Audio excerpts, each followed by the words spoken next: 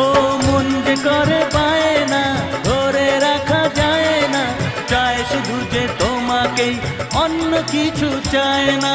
জানাই তোমাকে তা দুটি চোখের ভাষা, এই তো ভালোবাসা।